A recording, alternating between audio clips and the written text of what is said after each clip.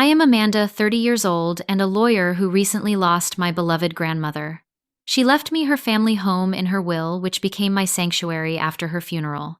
I found comfort living in the space she once filled with love. One peaceful morning, aggressive knocking disrupted my coffee ritual. Opening the door, I found my father and stepmother wearing smug expressions. "This house is mine now," my father declared, while my stepmother smirked, "Move out." If you are watching this and have ever had family, try to steal what is rightfully yours, drop a comment below and subscribe. This story might help you more than you think. My grandmother was not just family.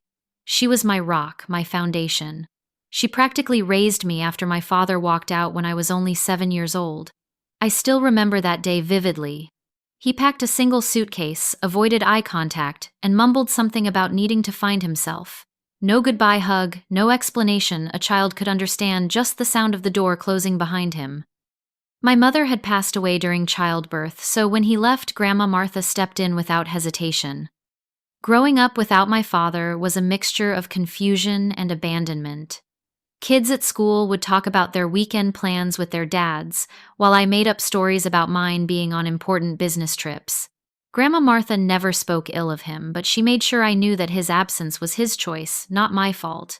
"Some people are not ready for the responsibility of nurturing another soul," she would say while braiding my hair before school. Our modest 2-story home on Maple Street became my entire world. The wooden porch swing where Grandma taught me to read. The kitchen with its sunshine yellow walls, where I learned to bake her famous apple pie. The small garden in the back where she showed me how snapdragons could talk if you squeezed them right. Every corner of that house held memories of her quiet strength and unwavering support. When I struggled with math homework, she sat with me until midnight, both of us determined to understand fractions. When I came home crying because I was not invited to a birthday party, she declared it a special day, and we made our own celebration cake. When I received my college acceptance letter, she framed it and hung it in the hallway, telling everyone who visited about her granddaughter, the future attorney. "Law school was her idea. You always stand up for what is right, Amanda. You should be a lawyer," she said after I defended a neighborhood kid who was wrongly accused of breaking a window. Her retirement savings helped with my first year of tuition, but I worked 2 jobs to cover the rest, determined not to burden her finances. Nights studying until my eyes burned. Weekends serving coffee instead of socializing, and holidays spent interning at firms instead of relaxing. Every sacrifice felt worthwhile when I called her after passing the bar exam and heard her proud voice saying, "I always knew you would." My father reappeared in our lives 5 years ago with a new wife, Heather. She was 20 years his junior, with perfectly highlighted hair and an air of entitlement that filled a room before she did. Their first visit to Grandma's house was clearly not a family reunion, but a financial reconnaissance mission. Dad praised the good bones of the house while Heather commented on how much potential it had with the right renovations. Grandma's face remained pleasant but unreadable as she served them tea in her best china cups. After that visit came the phone calls. Dad suddenly needed money for business ventures, medical bills, or other emergencies. Grandma listened patiently each time before gently declining. "I have limited resources that need to last me through my golden years," she would explain. His calls became less frequent after each rejection. When Grandma's health began failing 2 years ago, I moved back to help care for her. My law firm allowed me to work remotely 3 days a week, and I spent the other 2 in the office, an hour commute each way. The schedule was grueling, but watching her grow weaker made every minute with her precious. I administered medications, drove her to doctor appointments, and read to her when her vision became too blurry for her beloved mystery novels. In her final months, we had many deep conversations during the quiet hours of night when pain kept her awake. She spoke about her life, her few regrets, and her hopes for my future. "This house has sheltered 4 generations of our family," she told me one evening. "It should continue to shelter those who respect its history." I thought she was just reminiscing, but she was preparing me. The will reading 2 months after her funeral was straightforward. Grandma had updated her will just 6 months before her passing, leaving the house to me along with her modest savings. My father sat stunned as the lawyer read the documents while Heather's face transformed from expectant to furious. "There must be some mistake," Dad interrupted. "As her son, I should inherit the property." The lawyer patiently explained that the will was legally binding and clearly expressed Martha's wishes. Dad stormed out, Heather trailing behind after giving me a look that could freeze water. Moving into the house permanently felt both comforting and painful. Every room echoed with Grandma's absence, yet somehow still held her presence. I kept most of her furniture, finding solace in the worn armchair, where she knitted countless scarves, and the dining table where we shared thousands of meals. Her collection of blue glass bottles still caught the morning light on the kitchen windowsill, creating dancing patterns on the wall that made me feel she was still there, moving through her daily routine. The house needed work. The roof leaked in one corner, the water heater was temperamental at best, and the porch steps creaked dangerously. But it was home.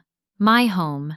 The only stable place I had ever known, legally left to me by the woman who had given me everything. I never imagined I would have to fight to keep it. The morning my father and stepmother arrived unannounced, I had been enjoying a rare day off. Saturday had dawned clear and cool, perfect for the garden planning I had been putting off. Grandma's flower beds needed attention after a winter of neglect. I was sketching possible layouts at the kitchen table when the pounding on the front door began. 3 sharp knocks, then silence, then 3 more impatient and demanding. Opening the door revealed my father in an expensive button-down shirt I had never seen before, and Heather in a cream pantsuit that probably cost more than my monthly student loan payment.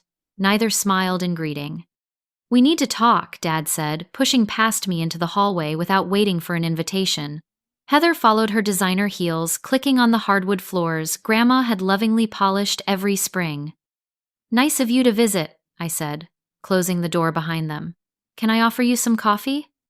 "We are not here for pleasantries," Heather replied, surveying the living room with barely concealed disdain. "This place really has gone downhill. Martha would be disappointed." My father positioned himself in the center of the room, feet planted wide as if staking territory. "Amanda, we have come to discuss the house situation. There has been a misunderstanding that needs correction." "What misunderstanding?" I asked, crossing my arms defensively. "This house belongs to me," he stated flatly. "I am Martha's next of kin. A child outranks a grandchild in inheritance law." Heather nodded emphatically.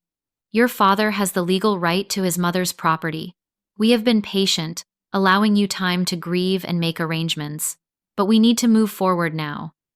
The confidence in their assertions momentarily made me doubt myself. Had there been some legal technicality I missed? Some clause in the will I had overlooked? My heart pounded as Dad pulled a folded document from his pocket and thrust it toward me. "This confirms my ownership," he said. "As you can see, it is all legally binding." I took the paper with trembling fingers. The document looked official at first glance with formal language and what appeared to be notary stamps. But as I scanned it, inconsistencies jumped out. Dates were wrong. Terminology was imprecise. And most tellingly, my grandmother's signature looked nothing like her distinctive handwriting. "This is not a valid document," I said, my lawyer mind now fully engaged. "Where did you get this?" "A legal professional prepared it for me, Dad," replied vaguely. "The point is, I am taking possession of the property effective immediately." Heather walked to the mantelpiece, running her finger along it and examining the dust with theatrical disgust. "We already have contractors lined up.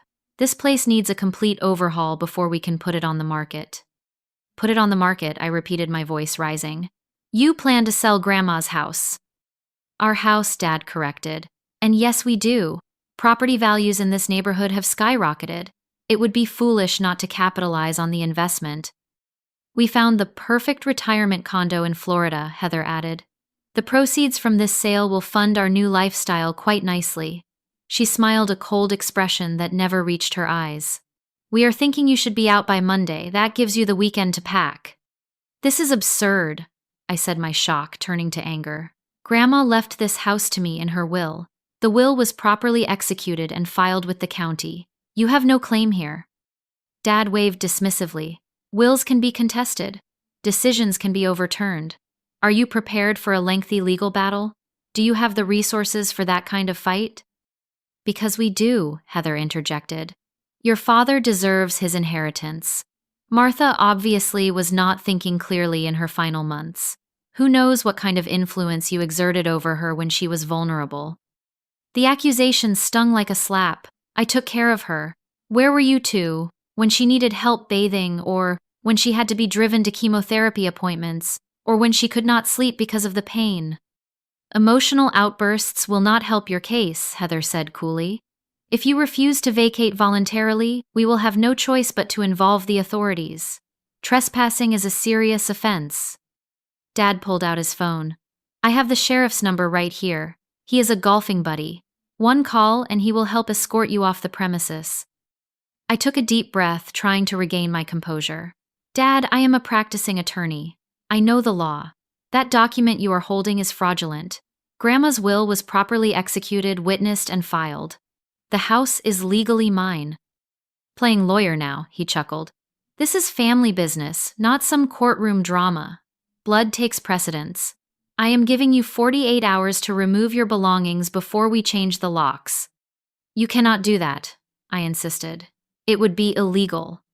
Watch us, Heather challenged, moving toward the door. 48 hours, Amanda. Be reasonable and make this easy on yourself. We will return on Monday morning, Dad added. Have your things packed and be ready to hand over the keys. His expression softened slightly, the first hint of the father I once knew. This is just business, nothing personal. You understand that, right? Before I could respond, they were gone, the door closing firmly behind them. I stood frozen in the hallway, their threats echoing in my ears. The garden plans lay forgotten on the kitchen table, as the safe space I had called home suddenly felt vulnerable and exposed. The moment they left, my legs gave out. I sank onto Grandma's floral sofa, the one she had reupholstered twice rather than replace because they do not make them with good bones anymore. My hands would not stop shaking. Tears blurred my vision as the full weight of what had just happened crashed over me. This was not just about a house.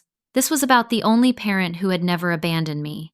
This was about the woman who sat through every school play, who taught me to drive in the church parking lot, who helped me address law school applications at the very table my father had just dismissed as outdated junk.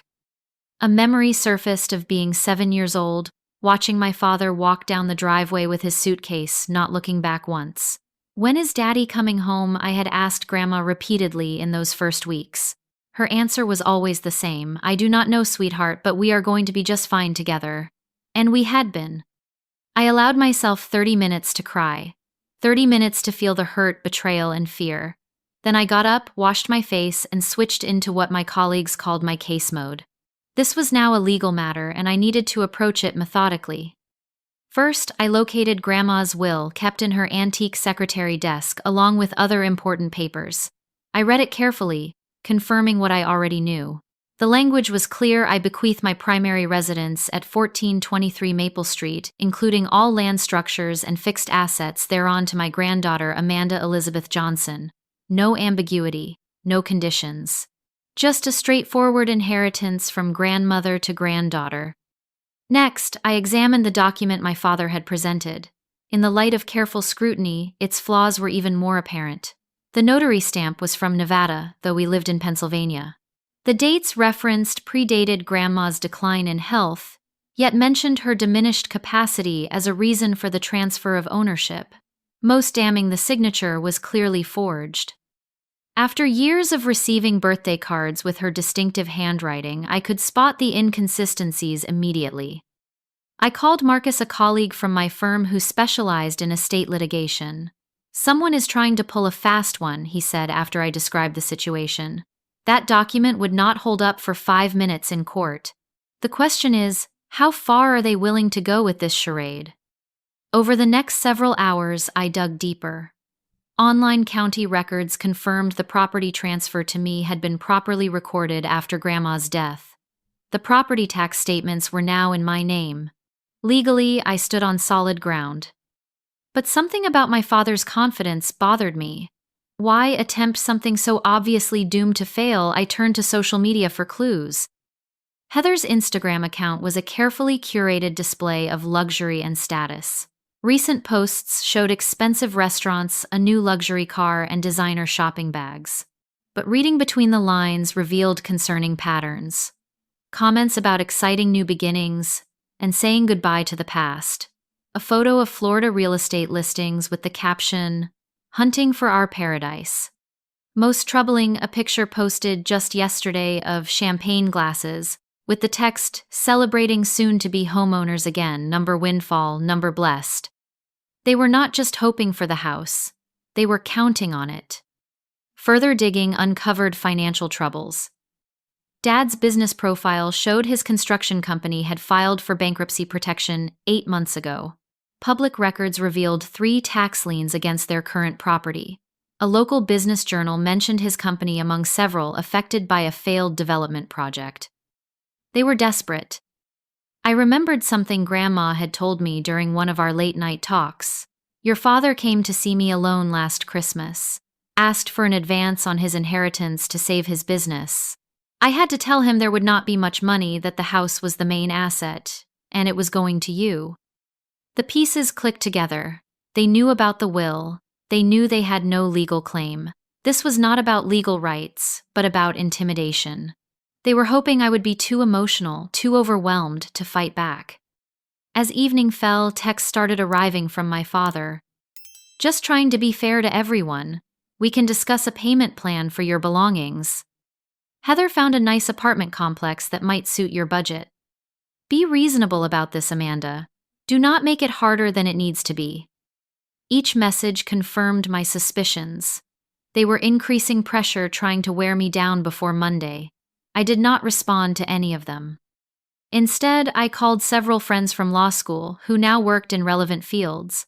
Angela specialized in property law and confirmed my understanding of the situation. Thomas worked at the district attorney's office and explained the potential criminal implications of what my father was attempting. Sarah offered to come stay with me for moral support, which I gratefully accepted. Document everything they all advised. Record conversations if legal in your state. Keep all texts and emails. Take photos of the property regularly to prove no damage or removal of items. By midnight, I had installed a basic security camera system ordered with rush delivery. I had changed the locks and reinforced the door frames. I had gathered all important documents and made multiple copies, storing some in my office safe. I had photographed every room in the house, documenting Grandma's belongings and my own. Sleep did not come easily that night. Every creak of the old house made me start. But beneath the anxiety, something else was growing. Determination. Resolve. This house represented everything Grandma had done for me, every sacrifice she had made. I would not let anyone take it from us. Sunday passed in tense preparation. Sarah arrived with groceries and moral support, helping me organize documents and offering the kind of steadfast friendship that makes difficult times bearable. We rehearsed what I would say when my father returned, running through various scenarios and responses. "Remember," Sarah advised, while we fortified ourselves with coffee, "they are counting on emotional manipulation. Stay calm, stick to facts, and do not let them bait you into losing your temper." Monday morning arrived with ominous, dark clouds that matched my mood. At precisely 9:30 a.m., a large moving truck rumbled down the street, followed by my father's black SUV. 3 men in moving company uniforms exited the truck while Dad and Heather emerged from their vehicle. They had brought reinforcements, clearly expecting to remove possessions today. Sarah squeezed my hand. "You got this. I will be in the kitchen if you need me." I opened the door before they could knock, camera phone visibly recording in my hand. "Good morning," I said calmly. "May I help you?" Dad seemed momentarily taken aback by my composed demeanor. He had expected tears or pleading, not this professional stance. "We discussed this, Amanda. Your time is up. The movers will help pack your personal items, but everything else stays." Heather pushed forward, designer sunglasses perched on her head despite the cloudy day. "We have been more than generous with the timeline. Most people would have called the police immediately for a squatter." One of the movers shuffled uncomfortably. "Ma'am, we were told this was an approved cleanout. Is there some kind of dispute here?" "There is indeed," I replied, still recording. "Gentlemen, I am the legal owner of this property. I have documentation proving ownership. These individuals have no legal right to enter this home or remove any items." Dad's face darkened. Stop with the games, Amanda. Give the men access so they can do their job. Instead of responding to him, I addressed the movers directly. I understand you are just doing your job. However, I need to inform you that participating in an unauthorized removal of property could potentially make you accessories to criminal trespass and theft. I would be happy to show you my deed and identification to clarify the situation. The men exchanged glances. The oldest of the three stepped forward. We do not get involved in family disputes, ma'am. Perhaps we should reschedule until this matter is resolved. There is nothing to resolve, Heather snapped, her composed facade cracking. This entitled little girl is trying to steal her father's inheritance. We have documentation too. She fumbled in her purse, producing the fraudulent paper they had shown me earlier. I maintained my calm, addressing the movers again. That document is fraudulent. I am a practicing attorney with Johnson Mercer and Kline. I specialize in estate law. The property transfer to me has been properly recorded with the county. I would not want you gentlemen to risk your professional reputation or potential legal consequences based on misrepresentations. The word attorney had an immediate effect. The movers began backing toward their truck. Sorry, folks, we cannot proceed if there is an ownership dispute. You will need to contact the office to reschedule once you have this sorted out. Wait, Dad called after them, but they continued retreating. Heather turned to me, fury evident in every line of her face. You think you are so clever. Your grandmother babied you your entire life, and now you expect everyone to bow to your demands. This house should go to your father. It is his birthright. Birthright, I echoed. Still recording. Interesting choice of words for someone who abandoned his family and responsibilities. Grandma updated her will 6 months before she died of sound mind, and with proper legal counsel. She chose to leave this house to me, the person who cared for her in her final years. Dad stepped closer, lowering his voice menacingly. You have no idea who you are dealing with. I have connections in this town. I can make your life very difficult. Are you threatening me? I asked clearly, making sure the recording would capture his response, because that would be unwise given the circumstances. Listen, you ungrateful. I cut him off. No, you listen. I have been patient and professional despite your attempts at intimidation. Let me be absolutely clear about the legal reality here. I held up my phone. I have documented your threats and false claims. I have evidence of your attempted fraud. I have witness testimony about your plan to illegally seize property. Reaching into my pocket, I pulled out my bar association card and law firm identification. In case you have forgotten, I am a licensed attorney with expertise in exactly this area of law. Your fraudulent document would not survive 5 minutes of scrutiny in court. Your threats constitute harassment and potentially criminal intimidation. Their expressions changed as the reality of their situation began to sink in. Dad's confident posture deflated slightly while Heather's eyes darted between my identification and my still recording phone. Furthermore, I continued. I have already filed a report with local law enforcement, documenting your previous threats and this attempted illegal entry. If you set foot on this property again without written invitation, I will immediately pursue criminal trespass charges and a restraining order. You would not dare, Heather whispered, but uncertainty had crept into her voice. Try me, I replied evenly. Family connections do not override property law. The house is mine legally and rightfully. Any further attempts to claim otherwise will result in formal legal action against both of you. Now please leave my property immediately. For several seconds they stood frozen, the balance of power visibly shifting between us. The confident bullies who had arrived expecting easy victory were now faced with unexpected resistance backed by legal authority. Dad looked at me with an expression I could not quite read. Anger certainly, but something else too. Perhaps a grudging recognition that I was not the easily intimidated child he had abandoned decades ago. This is not over, he finally muttered, turning to leave. Actually, I called after them from a legal standpoint. It was over the moment Grandma's will was probated. Everything since has just been your denial of reality. They retreated to their SUV without further comment. As they drove away, I finally lowered my phone hands, shaking with delayed adrenaline. Sarah emerged from the kitchen and wrapped me in a hug. "You were magnificent," she said. "Absolutely magnificent." The house around us seemed to settle, as if it too could breathe easier now that the threat had temporarily receded. But we both knew this was just the first battle in what might become a longer war. The immediate aftermath of the confrontation brought a strange mixture of triumph and exhaustion. After Sarah left that evening, I found myself wandering from room to room in the empty house, touching Grandma's things as if to reassure myself they were still there. The ceramic bluebird collection she had started on her 50th birthday, the handmade quilt that had warmed 4 generations, the slightly crooked bookshelf my grandfather had built before I was born. Sleep came fitfully that night, my mind racing through scenarios and contingency plans. Part of me hoped that my firm stance had ended their campaign, but my legal experience told me that people rarely give up after a single defeat, especially when desperation drives them. My instincts proved correct. 3 days later, a courier delivered a letter from Williamson and Associates, a small law firm I recognized for handling foreclosures and debt collections. The letter, written in aggressive legalese, demanded, "I cease and desist occupancy of disputed property and surrender all keys and access within 72 hours or face legal consequences." I almost laughed at the amateurish intimidation attempt.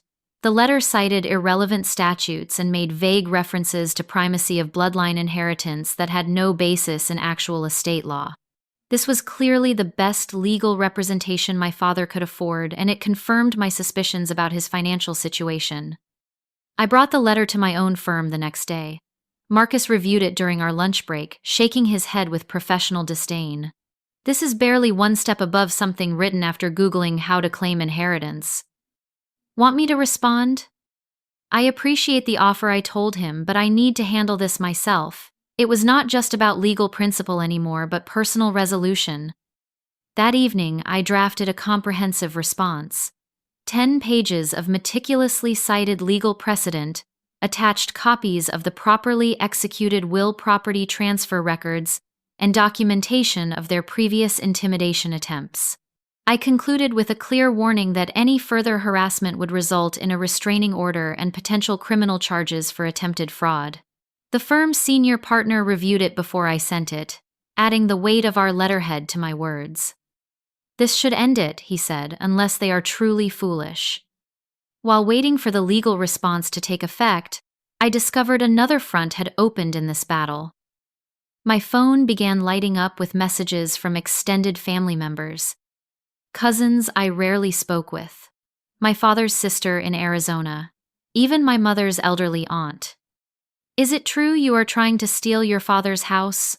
one message read. "Your grandmother would be ashamed of," your greed claimed another.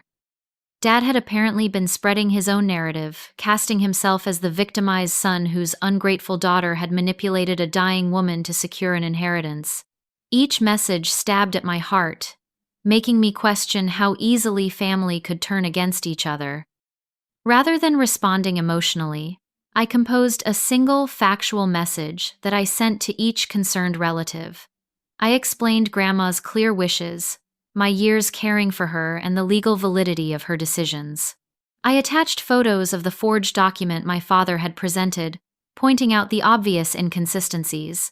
I concluded by inviting any family member with concerns to call me directly, rather than rely on second-hand information. The responses varied. Some apologized for jumping to conclusions. Others remained silent. A few doubled down, showing how deeply my father's narrative had taken root. Family loyalty, I was learning, often had little to do with truth. As these family dynamics played out, I continued strengthening my legal position. I visited the county records office to ensure all property documents were in order. I spoke with Grandma's doctor, who confirmed her mental clarity until her final weeks, and provided a letter stating the same. I even located the witnesses to her will signing, who remembered the event clearly, and her explicit statements about wanting me to have the house. Among Grandma's papers, I discovered something I had overlooked earlier, a handwritten letter addressed to my father, dated just a month before her death. I hesitated before reading such a private communication, but given the circumstances, I needed all the information available. Dearest Richard, it began in Grandma's unmistakable handwriting. I have considered your requests regarding the house and my estate. I want you to understand that my decision comes not from lack of love for you, but from careful thought about what is best for our family legacy. Amanda has been my constant support these past years. She has shown the kind of commitment to family that embodies the values this house was built upon. While I understand your financial concerns, I cannot in good conscience leave this home to be sold off to solve temporary problems. It must remain with someone who values its history and meaning. I hope someday you will understand and respect my wishes. The letter was never sent. Perhaps she had not found the right moment, or perhaps she knew it would make no difference. But it confirmed what I had always believed: her decision was deliberate, and considered not the result of manipulation, as my father claimed.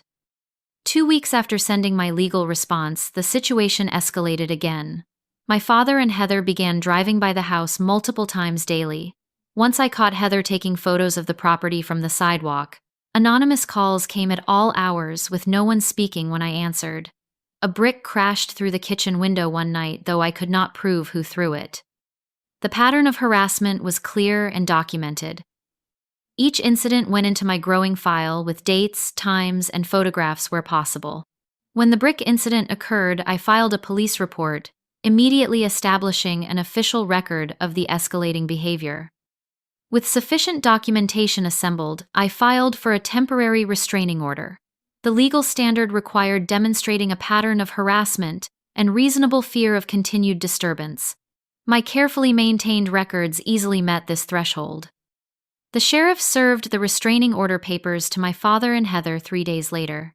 According to the deputy's report, Heather had become hysterical, screaming about family betrayal, while my father stood silently, his face ashen, as he realized the legal jeopardy his actions had created. That evening, my phone rang with a number I did not recognize. Against my better judgment, I answered. "You have no idea what you have done," my father's voice came through, slurred and angry. "We needed that money. You have ruined everything." "Dad, you are violating the restraining order by calling me," I said as calmly as I could. "I am required to report this contact." "Report whatever you want," he spat. "Your precious grandmother never understood the real world. Neither do you. Some daughter you turned out to be." The call ended abruptly. I reported it immediately, as required by the order's terms. The brief conversation, however, painful, revealed the truth behind their desperation.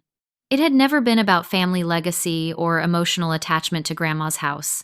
It had always been about money they believed they were entitled to. The court date for the permanent restraining order was set for the following week. As I prepared my testimony and organized evidence, I felt a strange calm replacing the anxiety that had dominated recent weeks. Whatever happened in court, I had already won the most important battle. I had protected Grandma's final wishes and stood my ground against intimidation. The house around me no longer felt threatened. It was mine, not just legally, but spiritually. Every creaking floorboard and sun-faded curtain represented a legacy of love that could not be stolen by false documents or intimidation tactics. Grandma had trusted me with her most precious possession, and I had proven worthy of that trust. The county courthouse stood imposing against the morning sky, its stone steps worn by decades of anxious footsteps seeking justice. I climbed them alone, briefcase, containing organized evidence in hand professional suit armor against the confrontation to come. Inside, the polished wooden benches of courtroom 3 were mostly empty. Restraining order hearings rarely drew spectators. My father and Heather arrived minutes before the scheduled time, accompanied by a thin man carrying a battered leather portfolio. I recognized him as Jeffrey Williamson from the letterhead, looking considerably less impressive in person than his threatening correspondence had suggested. They sat on the opposite side of the aisle, studiously avoiding eye contact. "All rise," the bailiff announced as Judge Eleanor Winters entered. At 60-something, with silver hair and piercing eyes that suggested she had seen every possible human drama in her courtroom, she commanded immediate respect. The proceedings began with standard formalities. Case numbers recited, parties identified, purpose of hearing established. Judge Winters reviewed the temporary restraining order and supporting documents before addressing us directly. I have reviewed the filings in this matter, she stated, adjusting her glasses. This appears to be a family dispute that has escalated beyond reasonable boundaries. Miss Johnson, as the petitioner, please present your grounds for seeking a permanent restraining order. Standing at the podium, I presented my evidence methodically. The initial confrontation and threats, the fraudulent document they had presented, the attempted entry with movers, the repeated drive-bys and surveillance, the broken window, the harassing calls. Throughout my testimony, I maintained professional composure, presenting facts without emotional embellishment. Your Honor, the pattern demonstrates escalating harassment, following my legitimate inheritance of my grandmother's property.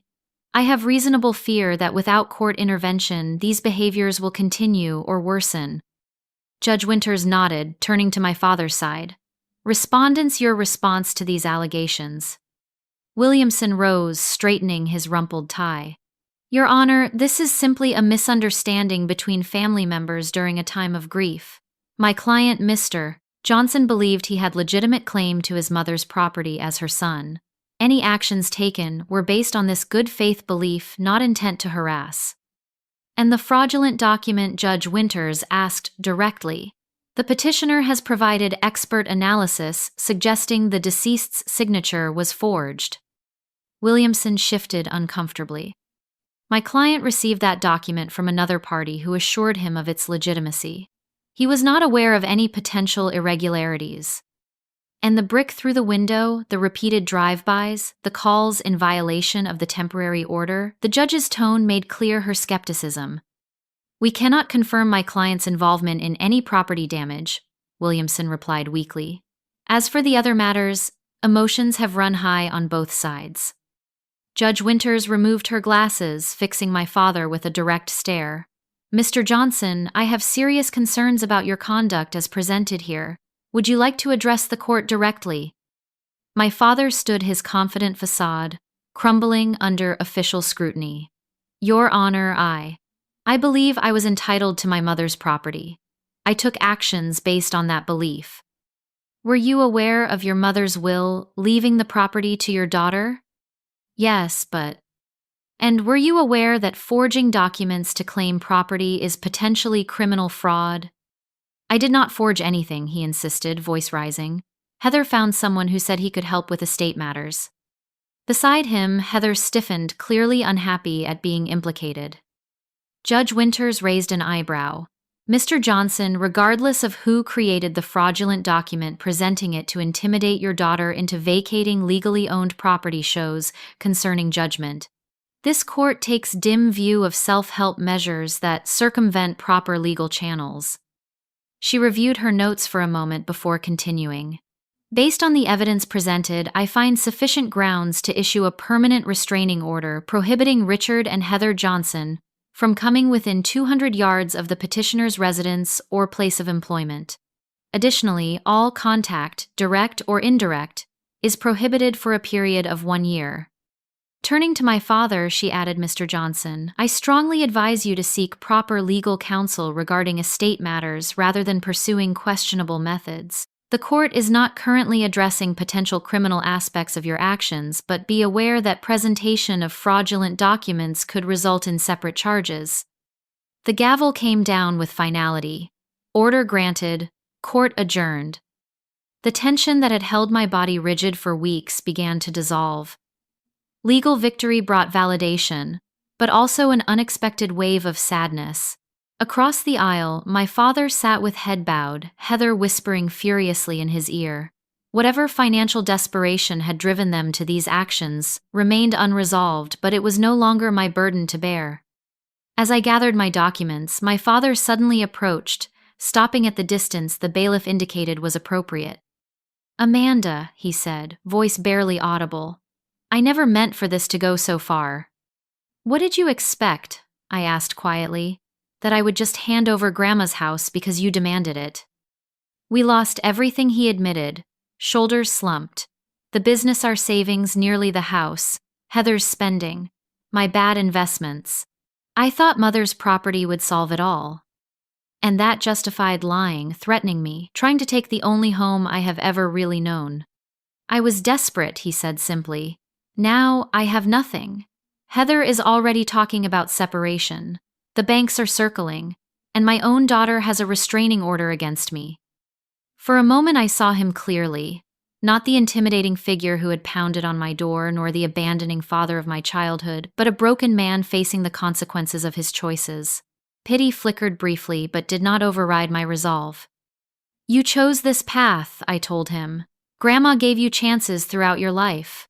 I would have helped if you had asked honestly instead of trying to bully and threaten me. Would you have? He asked, genuine surprise in his voice. We will never know, now will we? I replied, turning to leave. His poor choices had closed doors that honest communication might have left open. Outside on the courthouse steps, the spring air felt lighter somehow, as if the legal resolution had cleared away storm clouds. The restraining order was a shield, not a sword. It would protect me from further harassment, but could not heal the deeper wounds of family betrayal.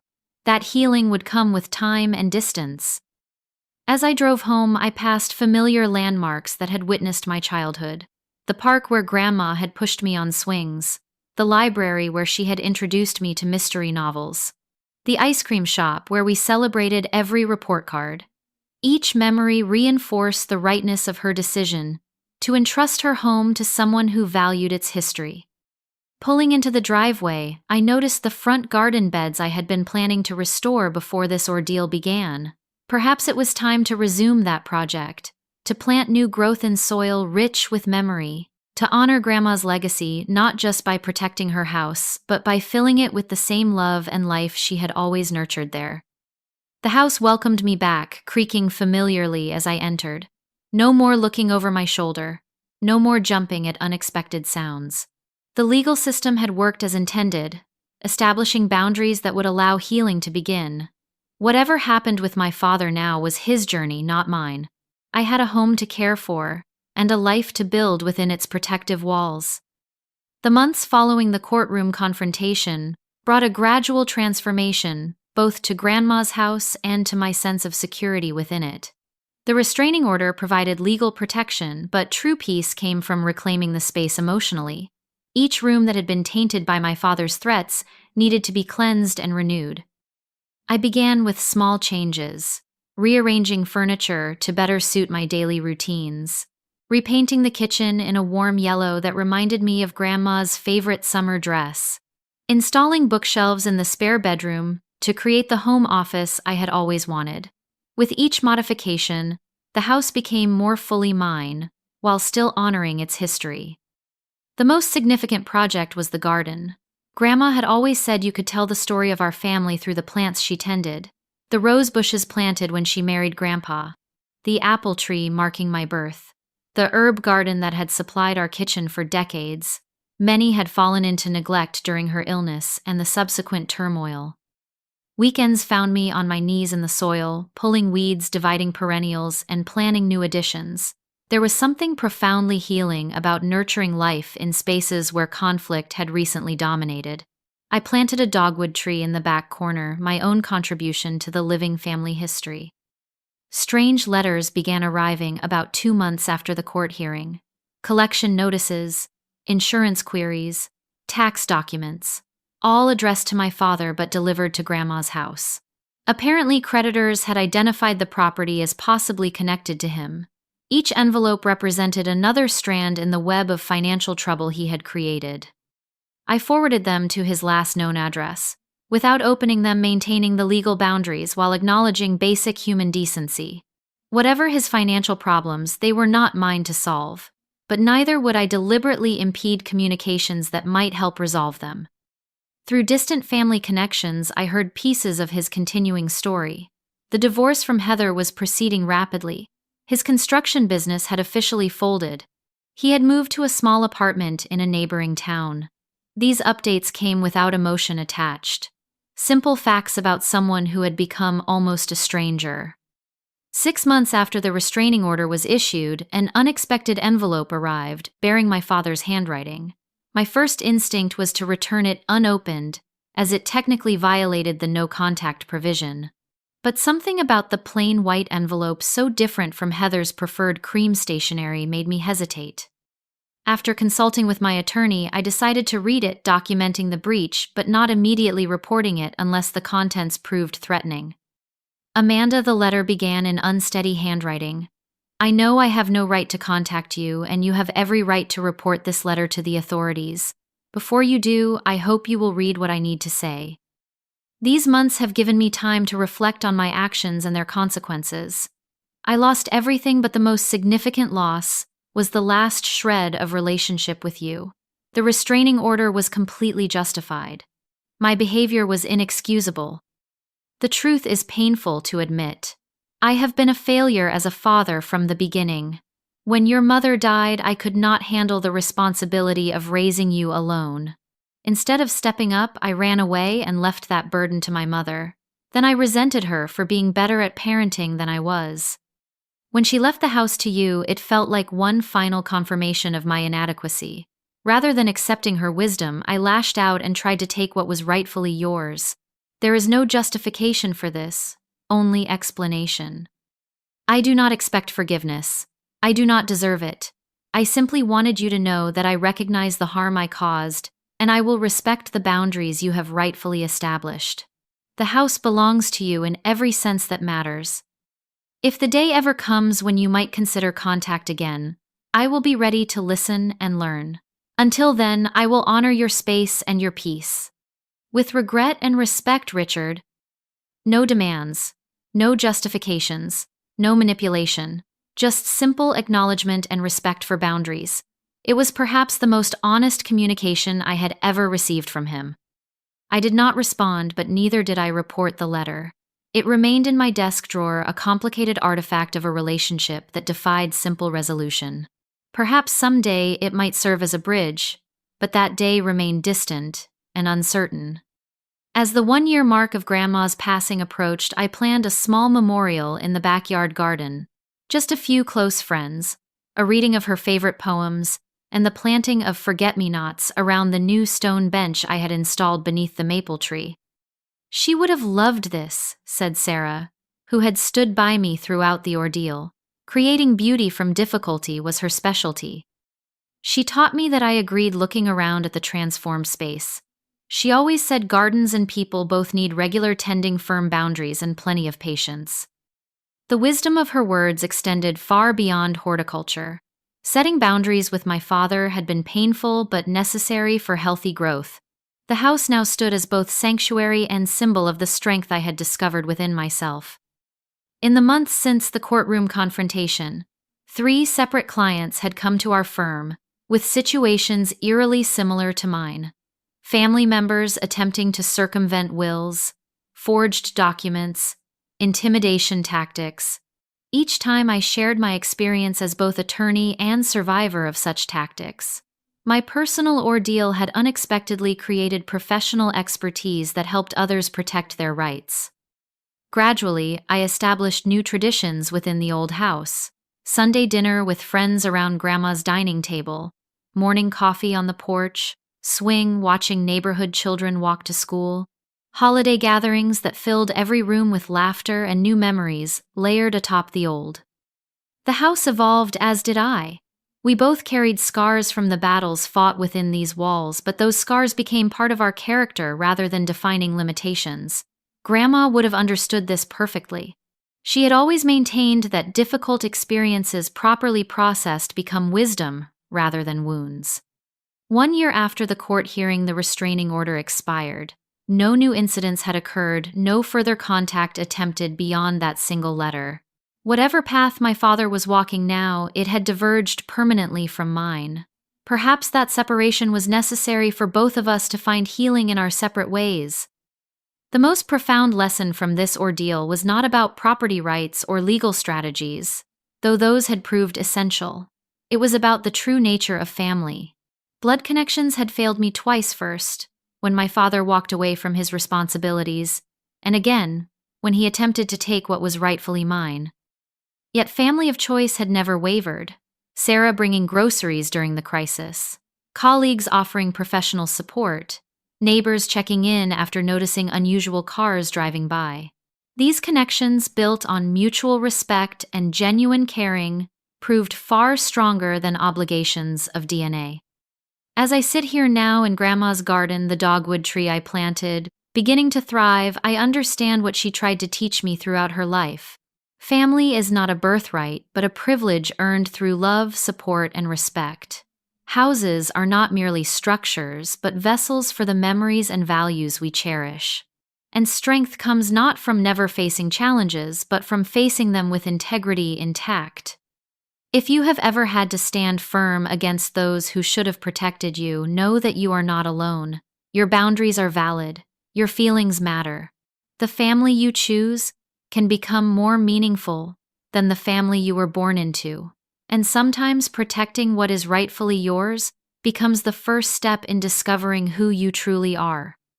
What challenges have you faced with family over inheritance or property? Have you ever had to set difficult boundaries with loved ones? Leave a comment below to share your experience. Do not forget to like this video and subscribe if you found my story helpful. Remember, sometimes the family that matters most is the one we build through love and respect, not just blood. Thank you for listening to my journey, and I wish you strength in whatever battles you may be facing.